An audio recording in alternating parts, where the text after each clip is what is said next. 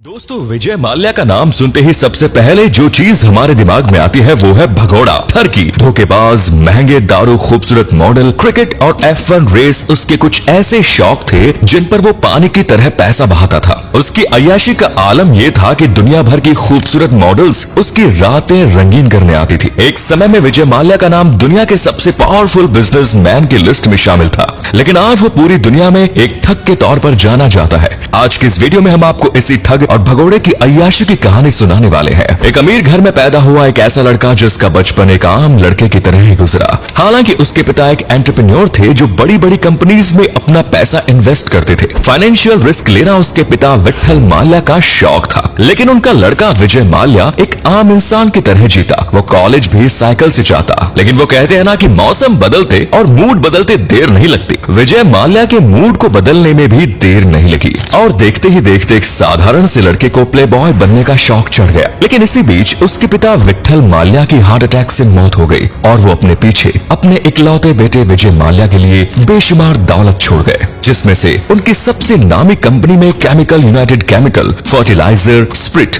और पेंट जैसी चीजों को बनाया जाता था। लेकिन विजय माल्या ने इसके साथ ही इसमें न्यूज़पेपर, मैगजीन और किंगफिशर बियर के काम को भी जोड़ दिया और देखते ही देखते वो अमीर होता चला गया। भले ही वो प्ले बॉय नहीं बन पाया, लेकिन उसके प्ले बॉय वाली सोच नहीं बदली। वो जब भी किसी खूबसूरत महिला को देखता तो उसका मुरीद हो जाता। एक तरह से औरत उसकी कमजोरी थी। सन 1986 की बात है, वो एयर इंडिया की फ्लाइट से अमेरिका की यात्रा कर रहा था। इस फ्लाइट की एक एयर होस्टेस पर इसका दिल आ गया, जिसके बाद उसने उससे शादी कर ली। इस एयर होस्टेस का नाम था समीरा त्यागजी, जिसके साथ विजय माल्या का सिद्धार्थ माल्या नाम से एक बेटा हुआ। हालांकि इसके साथ ही वो अपने पैसों का भी काफी रौब भी दिखाता था। उसने अमेरिका के कैलिफोर्निया, साउथ अफ्रीका के जोहान्सबर्ग और इंग्लैंड के लंदन जैसे रिहायशी इलाकों में कई प्रॉपर्टीज खरीद डाली और इसके बाद सन 1993 में वो एक रेखा नाम की महिला के प्यार में पड़ गया, जो कि एक बिजनेसमैन वुमन होने के साथ ही एक सोशल वर्कर भी थी। जब रेखा ने विजय माल्या से शादी की तो विजय माल्या ने इससे पहले सिर्फ समीरा तैयबजी से ही शादी की थी, लेकिन रेखा ने इससे पहले प्रताप चेती अप्पा और शाहिद महमूद जैसी अमीर हस्तियों से शादी कर रखी थी। विजय माल्या की रेखा के साथ लियाना, लैला और तानिया नाम की 3 लड़कियां थी। विजय माल्या का ये वो दौर था जब उसे भारत के सबसे तेज तर्रार बिजनेसमैन टाइकून में से एक माना जाता था। हालांकि इसके साथ ही उसे अपने रंगीन मिजाजी के लिए भी जाना जाता था। वो एक तरफ करोड़ों रुपए कमाता, वहीं दूसरी तरफ अपने विला में लड़कियों को बुला बुला के अय्याशी करता, अपने मेहमानों को महंगी शराब पिलाता, विदेशों से गर्ल्स को बुलाता और हर वक्त विदेशी लड़कियों से घिरे रहता। धीरे धीरे उसकी आदत में शुमार हो गया ये सब। इसके अलावा उसका एक और चेहरा भी था। वो बेंगलुरु के जिस भी फेमस मंदिर में जाता तो बिना चप्पल के ही जाता। उसने कई तीर्थ यात्राएं भी की। इसके अलावा वो सुर्खियों में तब आया जब उसने लंदन में टीपू सुल्तान की एक तलवार के लिए रिकॉर्ड तोड़ बोली लगा दी। इसके बाद उसने न्यूयॉर्क में महात्मा गांधी से जुड़ी कुछ यादगार चीजों के लिए भी रिकॉर्ड तोड़ बोली लगाई। ये सब करके वो लोगों की सहानुभूति लेना चाहता था। इन सब के बाद लोग उसे किंग ऑफ गुड टाइम्स कहने लगे, लेकिन उसके दिमाग में जो चल रहा था वो सिर्फ वही जानता था। वो इससे भी ज्यादा बुलंदियां छूना चाहता था। उसकी किस्मत में शायद उसे यही करवाना चाहती थी। लेकिन इसी बीच उसको कई विदेशी गर्ल्स के साथ एंजॉय करते हुए मीडिया ने स्पॉट किया, जिसके बाद लोगों की सोच उसके प्रति थोड़ी बदलने लगी। लेकिन उसने अपना दिमाग भी लगा लिया। वो कहते हैं ना दोस्तों, जब पैसा आ जाए तो दिमाग भी खुद ब खुद दौड़ने लग जाता है। ऐसा ही माल्या का दिमाग भी दौड़ा और उसने इंडियन एक्सप्रेस नाम की एक यॉट खरीदी। इस यॉट की फैसिलिटी का अंदाजा आप इसी बात से लगा सकते हैं कि पहले ये यॉट कतर के रॉयल फैमिली के पास थी। इस यॉट को माल्या ने सिर्फ अपनी प्लेबॉय की छवि को छुपाने के लिए खरीदा। इसको माल्या ने खास तौर पर अपनी रंगरलियों को देखते हुए बनवाया, इसीलिए इसमें उसने steam room, massage facilities, gymnasium, cinema hall और कई ऐसे रूम्स बनवाए जिनके वॉल पर कई अतरंगी लड़कियों के पोस्टर्स छपे हुए थे। इस यॉट में उसे सिर्फ 2 ही चीजें दिखती थी। पहला, ये खुला खूबसूरत नीला समंदर और दूसरा, विदेश की खूबसूरत लड़कियां जो उसके साथ हफ्तों हफ्तों तक इस यॉट पर रहती थी। बताया जाता है कि ये फॉरेनर्स गर्ल्स कोई ऐसी वैसी गर्ल्स नहीं होती थी, बल्कि ये विदेशी मॉडल्स होती थी। अब आप सोच रहे होंगे कि सिर्फ विदेशी लड़कियां ही माल्या की आदत में शुमार थी, तो आप गलत है। कई बॉलीवुड हीरोइंस भी विजय माल्या को टाइम दे चुकी है। जिनके साथ विजय माल्या ने क्या किया, कैसे किया, वो तो आप टीवी पे देख ही चुके हैं। लेकिन इसके अलावा भी माल्या का दूसरी तरफ फोकस पैसे कमाने पर भी था।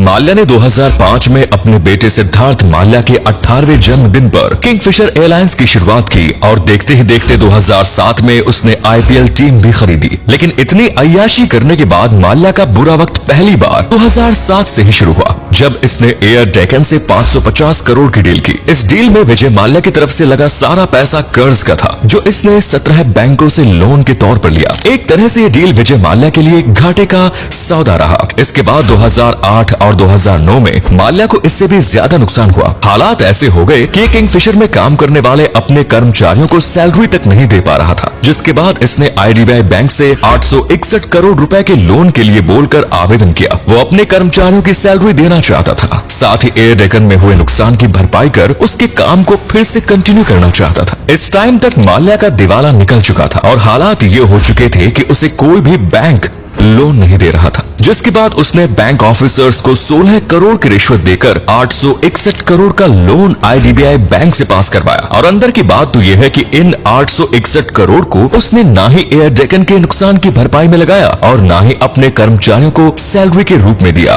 इन पैसों को सीधा उसने अपने यूरोप के अलग अलग बैंक अकाउंट्स में पहुंचा दिया, जहां इन पैसों से उसने F1 रेस करवाई। इसके बाद हद तो तब हो गई जब 2010 में माल्या राज्यसभा का सदस्य बनकर संसद में बैठने लगा, जिसके बाद उस समय के प्रधानमंत्री मनमोहन सिंह ने बैंकों को यह भरोसा दिलवाया कि वो उनका पैसा नहीं डूबने देंगे। जिसके बाद सरकार और RBI के कहने पर स्टेट बैंक के नेतृत्व में 17 सरकारी बैंकों ने माल्या को दिए गए लोन चुकाने की शर्तों और उसके शेड्यूल में बदलाव कर दिया। इसके बाद माल्या ने अपने किंगफिशर प्लांट को 4000 करोड़ का बताकर गिरवी रखा। तब से आज तक कर्ज वसूली की प्रक्रिया चल रही है, लेकिन कहीं से भी बैंकों को उनका पैसा मिलता नजर नहीं आ रहा। सरकार कह रही है कि उनके पास माल्या की 9000 करोड़ की प्रॉपर्टी है, लेकिन इतनी प्रॉपर्टी में से उसकी अभी तक सिर्फ एक ही प्रॉपर्टी बिकी है, माल्या का गोवा में किंगफिशर विला, जो कि 3 नाकाम नीलामियों के बाद जाकर बॉलीवुड एक्टर्स सचिन जोशी ने मात्र 73 करोड़ में खरीदा। इसके अलावा माल्या की किसी भी प्रॉपर्टी को खरीदने के लिए कोई आगे नहीं आ रहा। बताया जाता है कि इतने कर्ज में डूबने के बाद भी ना तो उसकी थॉट कम हुई है और ना ही उसकी अय्याशी भरी जिंदगी में कोई कमी आई है। वो अभी भी लड़कियों के साथ रिलेशन बना रहा है। उसकी लेटेस्ट वाइफ पिंकी ललवानी है, जो कि एक खूबसूरत एयर होस्टेस है। इन दोनों की मुलाकात 2011 में एक फ्लाइट के अंदर हुई। तब से आज तक इन दोनों का प्यार